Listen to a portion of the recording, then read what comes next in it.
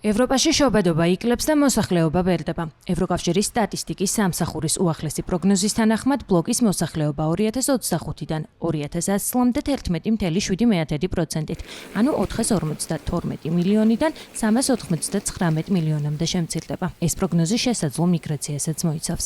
მოსალოდნელი დემოგრაფიული ცვლილებები სხვადასხვა ქვეყანაში მნიშვნელოვნად განსხვავებულია. ზოგიერთ სახელმწიფოში 2100 წლისთვის მოსახლეობა გაიზრდება. ზოგშიც კი კლებაა მოსალოდნელი.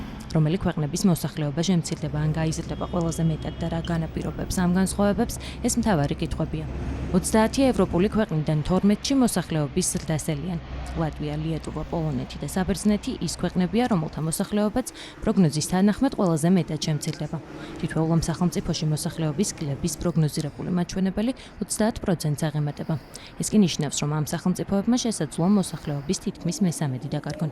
კლების მაჩვენებელი 20%-ზე მეტია ბულგარეთში, ხორვატიაში, სლოვაკეთში, რუმინეთში, იტალიასა და უნგრეთში. 10-დან 20%-მდე კლებაა მოსალოდნელი პორტუგალიაში, ესტონეთში, ჩეხეთში, ფინეთში, სლოვენიასა და გერმანიაში. რაც შეეხება ზრდას, ევროსტატის პროგნოზით 3 ევროპული ქვეყნის მოსახლეობა 25%-ზე მეტით გაიზრდება.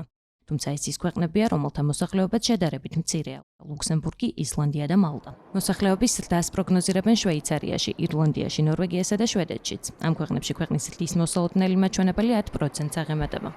ვენის დემოგრაფიის ინსტიტუტის ხელმძღვანელის მოადგილის ტომას სობოტკას თანახმად, ეს განსხვავებები ძირითადად ძველ და მომავალში მოსალოდნელ მიგრაციის მაჩვენებლებს შორის განსხვავებებსა და ასაკობრივ სტრუქტურებს შორის სხვაობებს უკავშირდება.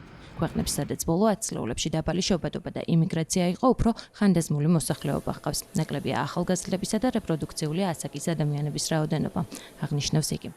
ვენის დემოგრაფიის ინსტიტუტის მკვლევარის ენ გუჟონის თქმით, განსხვავებების მთავარი მიზეზი ბუნებრივი მატების მაჩვენებლისა და წმინდა მიგრაციის ბალანსია.